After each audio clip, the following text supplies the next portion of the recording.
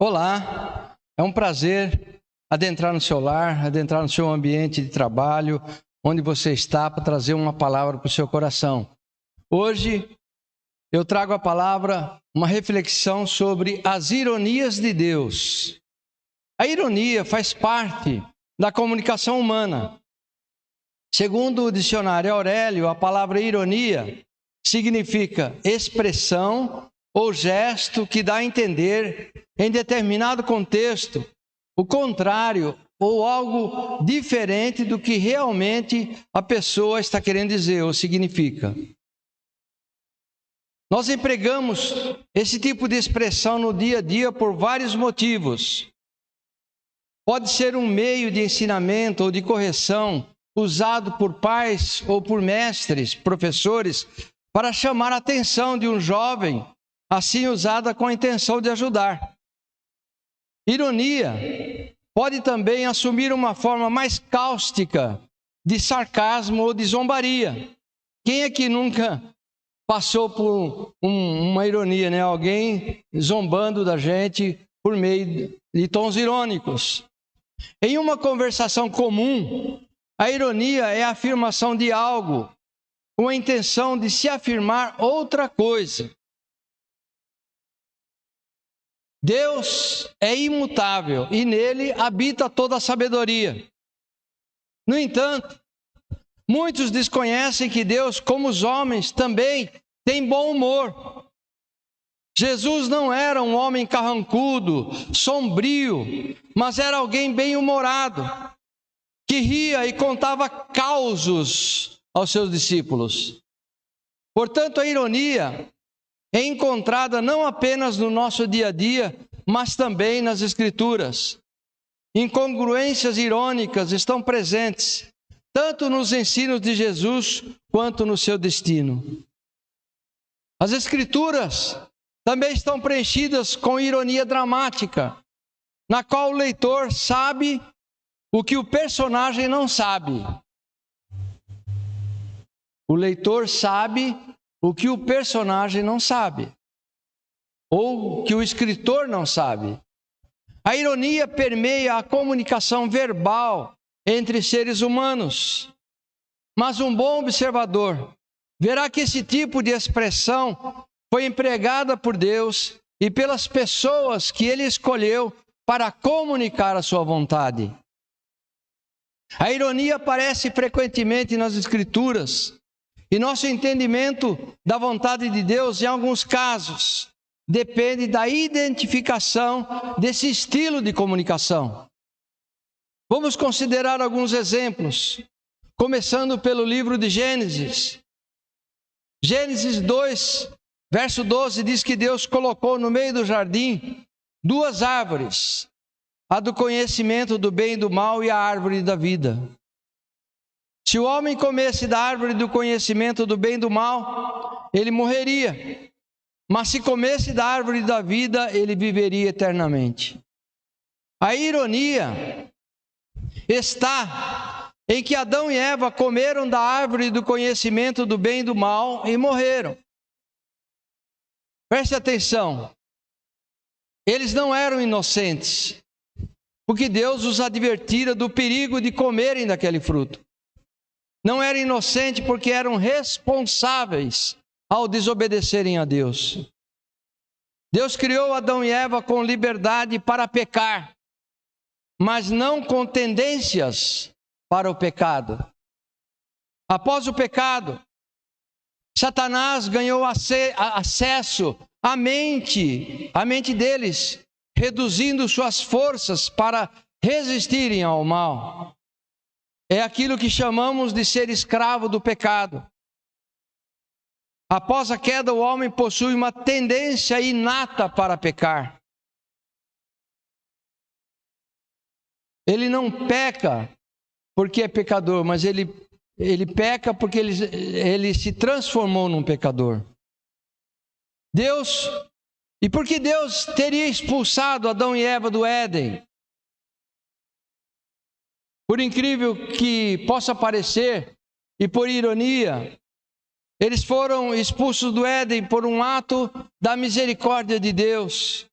Aí está a ironia do Senhor. Se ali permanecessem e se comessem do fruto da outra árvore, a árvore da vida, o pecado seria perpétuo, pois o fruto da árvore da vida lhes proporcionaria a eternidade, ou seja, estariam eternamente perdidos. Vejam ainda Gênesis 2, verso 8. Ora, o Senhor Deus tinha plantado um jardim no Éden, para os lados do leste, e ali colocou o homem que formara. Então Deus coloca o homem no jardim do Éden. No entanto, o homem não foi a primeira criatura do jardim do Éden. Quando Adão foi criado, a terra era o ambiente natural de Lúcifer e de seus demônios, conforme Isaías 14, verso 13. Isaías 14, 13 e 14 diz assim: você que dizia no seu coração, subirei aos céus, erguerei o meu trono acima das estrelas de Deus, eu me assentarei no monte da Assembleia, no ponto mais elevado do Monte Santo. Subirei mais alto que as mais altas nuvens e serei como o Altíssimo. Portanto, quando Adão foi criado, Satanás já habitava a terra, pois ele queria subir da terra para os céus. Perceba que Lúcifer não estava no céu, pois ele disse, eu subirei ao céu. Satanás quis subir acima das estrelas de Deus, que são os anjos. Se ele quis subir é porque ele não estava lá. Satanás quis uma posição acima dos anjos, e para isso ele intentou apossar-se da semelhança de Deus. Para levar a efeito o seu plano, Lúcifer pretendia assentar-se no monte da congregação, nas extremidades do norte. Satanás intentou ser semelhante a Deus, e para levar a efeito a sua intenção, ele tinha em seu coração um plano muito bem elaborado. Ele pensou que bastava subir ao céu, acima das estrelas de Deus, que alcançaria a semelhança do Criador. Lê do engano de Lúcifer. Ele foi precipitado no mais profundo abismo. Em Ezequiel 28, verso 13, temos: estava no Éden, jardim de Deus. Repare então que o lugar desse querubim não era os céus, junto com as outras estrelas de Deus. No entanto, ele morava, ele estava no Éden. A missão dele era ser o querubim ungido da guarda. Ezequiel 28, 14. Tu eras o querubim ungido para cobrir, e te estabeleci no monte santo de Deus, estavas, no meio das pedras afogueadas andavas. Deus estabeleceu a Lúcifer para guardar o monte santo de Deus. A rotina dele era percorrer o monte protegendo. Estavas no monte santo de Deus, andava entre as pedras afogueadas. As pedras afogueadas, entenda-se, a terra ainda uma bola de fogo antes de esfriar. O Monte Santo continha um segredo que Lúcifer deveria guardar. O Monte Santo estava no Éden. Esse segredo que Lúcifer deveria guardar, porque ele era o querubim da guarda, era como tornar-se a semelhança do Altíssimo, por meio do plano eterno de Deus. Interessante que Paulo diz que havia um segredo, um mistério de Deus, e que esse mistério, Paulo diz que era a igreja, que é por meio da igreja, que prega o evangelho, que nos conduz a Cristo, que nos torna semelhantes a Ele, semelhantes ao Altíssimo. Até ser achado iniquidade no querubim ungido, ele é descrito como diz Ezequiel 28, 15, perfeito eras nos teus caminhos, desde o dia em que foste criado, até que se achou iniquidade em ti. Nunca se esqueça que Lúcifer é uma criatura de Deus. Nunca se esqueça que por ser criatura, ele não pode medir forças com Deus. Porém, ao perceber que havia uma posição superior à posição dos anjos, que é a semelhança do Altíssimo, Satanás a desejou para si. Portanto, Satanás quis uma posição acima das estrelas de Deus, que são os anjos. E para isso intentou apossar-se da semelhança de Deus. Para levar a efeito o seu plano, ele pretendia assentar-se no monte da congregação, nas extremidades do norte. Lúcifer cobiçou a posição de semelhança do Altíssimo. Porém, ele desconhecia que o próprio Deus havia de despir-se de sua glória, se fazendo carne e habitando entre nós, na pessoa de Cristo. A posição que ele almejou não é pertinente à criatura, mas sim ao Filho, o último Adão, por meio de quem alcançamos a condição de filhos. Somente aqueles que foram recebidos por filhos é que receberam a posição elevada de serem semelhantes ao Altíssimo. Lúcifer pensou que a imagem do Altíssimo estava fundamentada na pessoa do primeiro Adão. Mas Deus o surpreendeu com a vinda do último Adão, que formaria o homem à semelhança do Altíssimo. E assim, através da história, Lúcifer ficava buscando, já que o primeiro Adão havia caído, ele ficava buscando na história quem é que seria,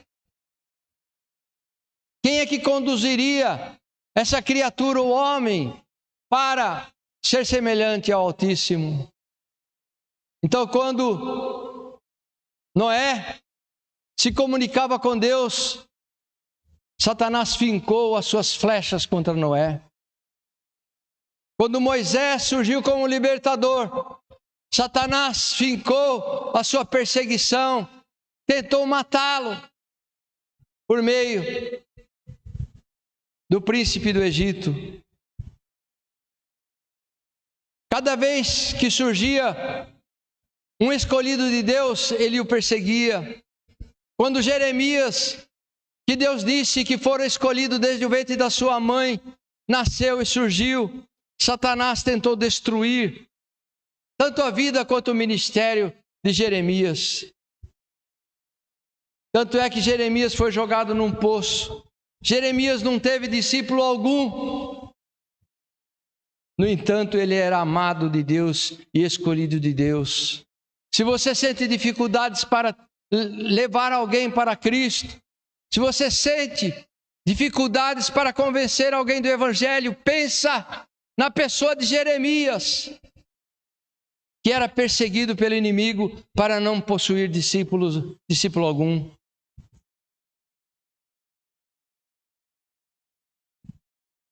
Quando Adão foi formado, ele foi formado à imagem de Deus, à imagem do Cristo que viria. Mas a semelhança do Altíssimo somente seria concedida àqueles que se tornassem discípulos do último Adão, Jesus Cristo. Aqueles que fossem crucificados com ele na sua morte. Por se achar o pecado do querubim ungido, Deus o destituiu de sua posição, lançando-o profanado por fora do monte, e Satanás recebeu a penalidade, a morte. E morte é estar separado de Deus. Então, qual a ironia de Deus nessa situação do Gênesis? A ironia de Deus consistiu em criar o homem, um ser inferior aos anjos, portanto mais frágil do que Lúcifer. O Salmo 2 diz que o homem é inferior aos anjos, mais frágil do que Lúcifer, para disputar o domínio espiritual neste planeta. Porém, essa criatura mais frágil derrotaria o anjo mais forte com as armas que Deus iria lhe conceder. Porque a Bíblia diz em Apocalipse 12:11, e eles o venceram pelo sangue do Cordeiro e pela palavra do seu testemunho, e não amaram a sua vida até a morte. Por isso, amado, você pode ser perseguido, você pode ser vilipendiado, você pode ser caluniado, mas você é um vencedor por meio do Cordeiro de Deus, por meio do sangue do Cordeiro. Também podemos dizer que Deus usou de ironia quando repreendeu o rei de Tiro, em Ezequiel 28, versos 3 a 5.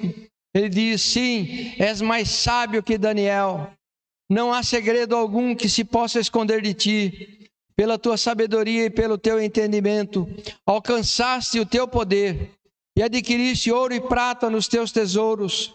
Pela extensão da tua sabedoria no teu comércio, aumentaste as tuas riquezas e por causa delas se eleva o teu coração. Palavras inteiramente irônicas contra o rei de Tiro. Foram essas as palavras que Deus usou, mas o próprio contexto mostra a sua intenção real, pois Deus disse para o mesmo rei: não passas de homens e não és Deus. Ezequiel 28, versos 2 e 9. Não passas de homem e tu não és Deus. Quando ele disse que o rei de Tiro era superior em sabedoria a Daniel, Deus estava sendo irônico com o rei de Tiro, com a sua soberba. Depois do dilúvio, Deus prometeu não mandar novamente um dilúvio mundial, mas os homens construíram uma torre, talvez como um refúgio para um dilúvio futuro, para chegar ao céu e tornar célebres os nomes deles. A despeito de ser um prédio gigante, a Torre de Babel era tão pequena que Deus desceu do céu para ser capaz de vê-la. É óbvio que essa é uma linguagem irônica, também pelo fato de que Deus não precisa descer do céu para enxergar uma construção na terra. Quando Natã encontrou Davi, depois de adulterar com Batseba e de assassinar o seu marido, que era um soldado de seu exército, o profeta Natã contou a Davi uma história que, sem saber, o rei Davi condenou-se a si mesmo. O profeta Jonas não podia escapar de Deus, mas no fim ele acabou cumprindo a comissão que ele detestou e da qual ele estava fugindo. Dura ironia para Jonas. Pedro afirmou que ele defenderia Jesus com a sua própria vida. Ainda assim ele negou ao Senhor e fugiu. Dura ironia para o apóstolo Pedro. Paulo apelou para César, com o objetivo de não ser entregue aos judeus para ser morto. Mas no fim, ele foi morto por César. Que ironia da vida. A ironia que Elias usou para provocar os profetas do falso deus Baal no Monte Carmelo foi ainda mais forte, descrita como zombaria. Em 1 Reis 18, 27, diz assim: ao meio-dia, Elias zombava deles, dizendo: clamai em altas vozes, porque ele é Deus. Pode ser que esteja meditando, ou atendendo às necessidades, ou então em viagem, ou dormindo e despertará. Continue tentando fazer o fogo acender.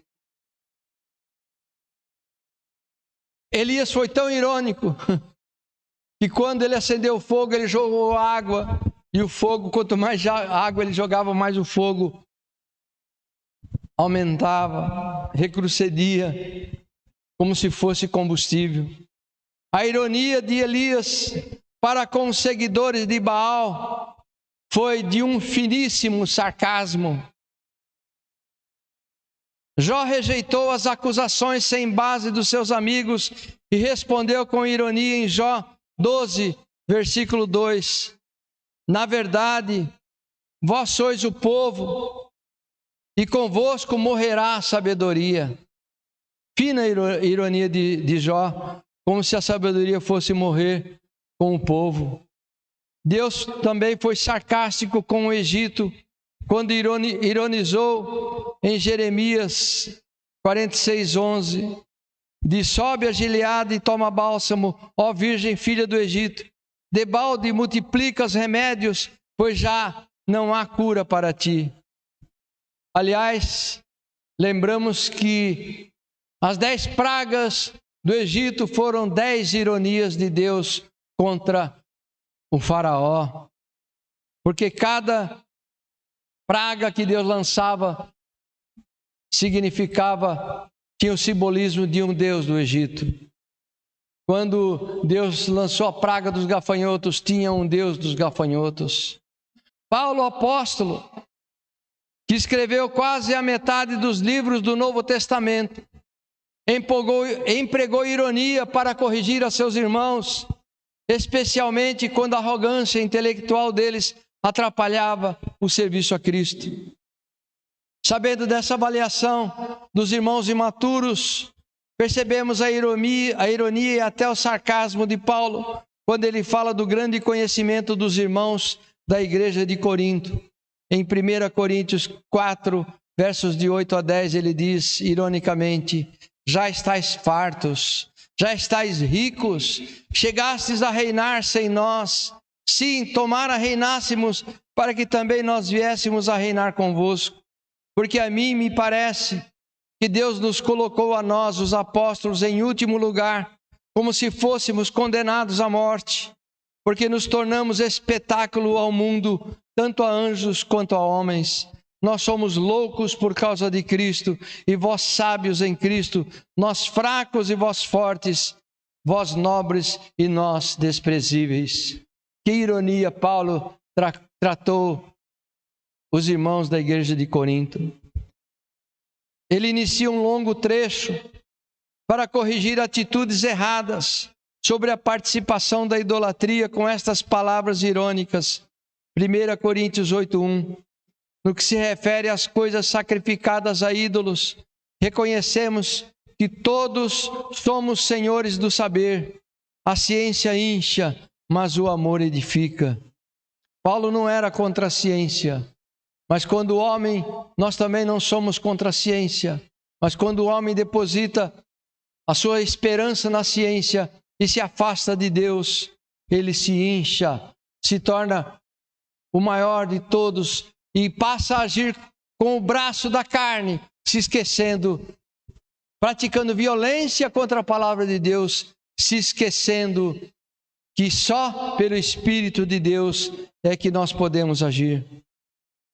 Então Paulo falou dos intelectualmente arrogantes como homens que se consideravam sábios, mas dando mau exemplo, como 1 Coríntios 8:10. Porque se alguém vir a ti que tem ciência, sentado à mesa no templo dos ídolos, não será a consciência do que é fraco induzida a comer das coisas sacrificadas aos ídolos? Paulo tratou esses arrogantes como pessoas fortes, até chegar à pergunta que mostraria sua fraqueza, como 1 Coríntios 10:22. Acaso somos mais fortes do que ele, o Senhor? Tem muitas pessoas que se acham mais amorosas do que o próprio Deus, colocando o valor nas obras deste mundo, nas obras de caridade, quando Deus deseja um coração inteiramente dedicado e dependente dele.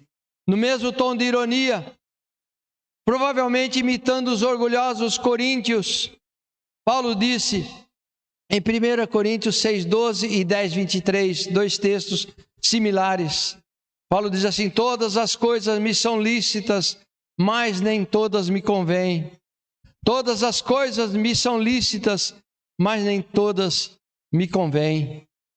Até hoje, muitos distorcem o ensinamento de Paulo, por não perceberem a ironia de afirmar que tudo é lícito em contextos que tratam de práticas proibidas como idolatria e imoralidade. Idolatria no capítulo 10 e imoralidade sexual no capítulo 6 de 1 Coríntios. Essas e outras passagens têm um tom satírico. Paulo diz uma coisa e quer dizer outra, de uma maneira que faz os ouvintes parecerem tolos. Mas o método de Paulo não pretendia ser um insulto pessoal. O objetivo dele era captar a intenção dos leitores e corrigir uma falsa forma de pensar. Em outros termos, as palavras de Paulo são satíricas, mas não sarcásticas. Elas são ditas com amor aos filhos amados. Não intencionalmente, a liderança judaica do tempo de Jesus fez afirmações que pretendiam ser denegridoras a respeito de Cristo. E ainda assim, essas mesmas afirmações contêm profundos vislumbres do plano da salvação e da vida e do ministério de Jesus. De acordo com Lucas 15, versículo 2, os fariseus e escribas começaram a murmurar dizendo: esse homem recebe pecadores e come com eles. Mas essa afirmação negativa contém novas muito boas. Por causa do que Jesus tem feito, os pecadores ainda têm alguma chance de se salvarem. Em João 11:50, Caifás, o sumo sacerdote, exclamou no concílio da liderança em Jerusalém: nem considerais que vos convém que morra um só homem pelo povo e que não venha a perecer toda a nação. João prossegue para explicar a ironia da situação dessa declaração do sumo sacerdote nos 2 versos seguintes, em João 11:51 e 52. Ora, ele não disse isto de si mesmo, mas sendo sumo sacerdote naquele ano, profetizou que Jesus devia morrer pela nação. E não somente pela nação, mas também para reunir em um só corpo os filhos de Deus que andavam dispersos. Que ironia! Caifás, o sumo sacerdote, profetizar sobre a morte de Cristo e sobre a salvação. Também existem ditos estranhos de Jesus. Na parábola dos trabalhadores da vinha, aqueles que começaram a trabalhar mais tarde receberam seus salários primeiro. E aqueles que trabalharam por uma hora receberam a mesma quantia, o mesmo valor daqueles que trabalharam às 12 horas. E então em Mateus 20:16 Jesus diz: os últimos serão os primeiros. Em Lucas 6:20 ele ensinou que bem-aventurados são os pobres.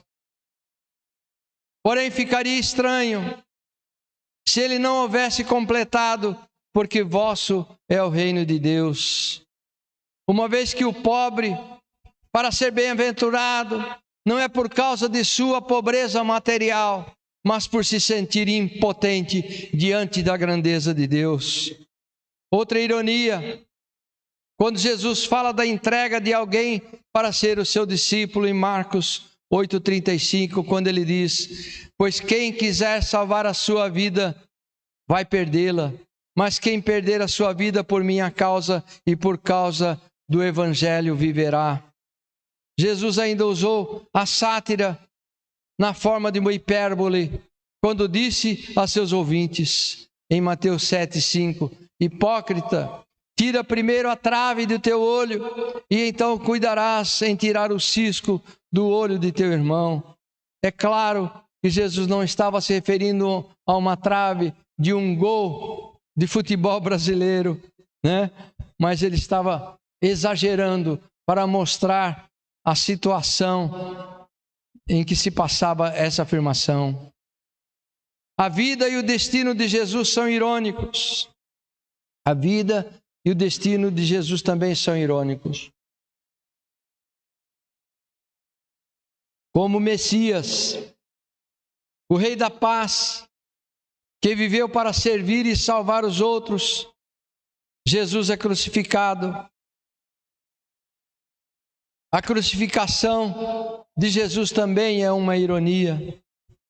O Evangelho de Marcos também tem essa porção de ironia em Marcos 15:31. De igual modo, os principais sacerdotes e os escribas, escarnecendo entre si, diziam: salvou os outros, mas a si mesmo não pode se salvar. A palavra traduzida por salvar pode ser também entendida como livrar-se ou curar. Antes de Jesus nascer, o anjo disse para Maria: Ele salvará o seu povo dos pecados deles. Durante uma tempestade, os discípulos em desespero exclamaram em Mateus 8:25: Senhor, salva-nos, porque perecemos. E Jesus acalmou a tempestade. Jesus encontrou pessoas e as curou, ou então elas vieram espontaneamente para ser curadas.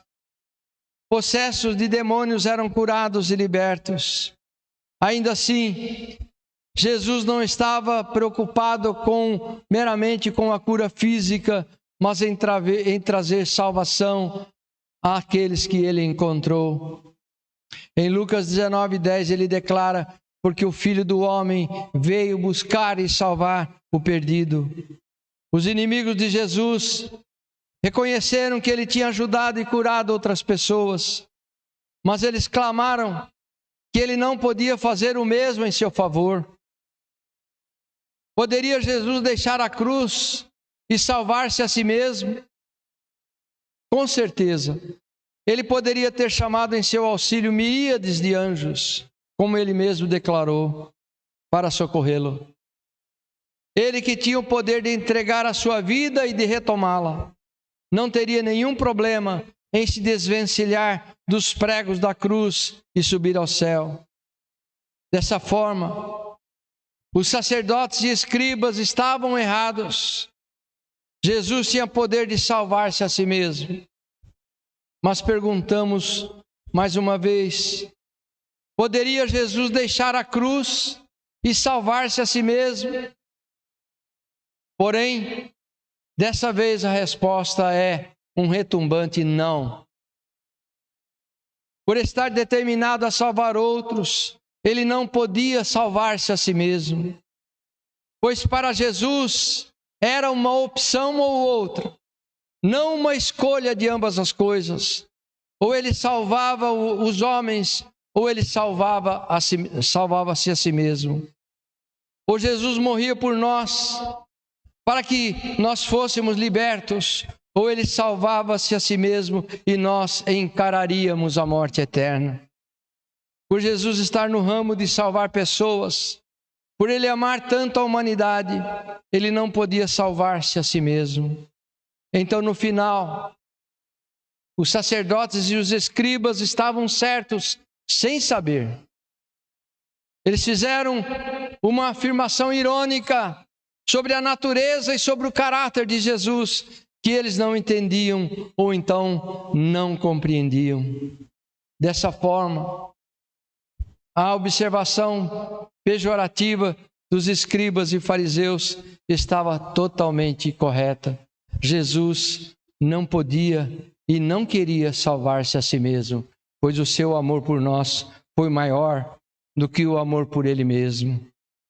Então, queridos, você que está me ouvindo e que ainda não teve um encontro pessoal com Cristo, renuncie-se a si mesmo, toma a sua cruz, busque o Salvador, busca ter um encontro com Ele, porque a sua morte é o único meio de salvação e de você ser conduzido para Deus. E para concluir, portanto, podemos dizer que não há problema com a ironia, porque a ironia é uma figura de linguagem que pode chamar a atenção e esclarecer uma situação. Às vezes, a ironia pode ser dolorosa, porque a verdade resultante se torna uma condenação. A sátira que usa a ironia para zombar gentilmente e provocar a mudança necessária, às vezes pode ser apropriada. Por isso que temos exemplos de sátira nas Escrituras. O sarcasmo, por outro lado, não é assim tão apropriado, porque o sarcasmo é, em sua essência, destinado a insultar ou ferir sem o devido amor correspondente, ou ter o desejo de bem-estar das pessoas a quem é dirigido. Em vez disso, o objetivo do sarcasmo é menosprezar a vítima e elevar o orador. Muitas vezes, o autor do sarcasmo procura sobressair-se acima dos demais, diminuindo a personalidade do seu ouvinte. Quantas vezes pessoas frustradas são sarcásticas porque têm inveja do próximo e procuram reduzir a personalidade do seu próximo para elevar-se acima deles. Pessoas que têm profundo complexo de inferioridade agem ironicamente dessa forma, tentando se sobressair sobre o seu próximo, diminuindo a personalidade daqueles que o cercam. Jesus advertiu contra tais palavras duras e sem amor. Em Mateus 5:22, ele diz assim: eu, porém, vos digo que qualquer um que sem motivo se encolerizar contra seu irmão será réu de juízo. E qualquer que disser a seu irmão racá será réu do sinédrio. E qualquer que lhe disser louco será réu do fogo do inferno. Jesus explicou que não é apenas condenável cometer um homicídio.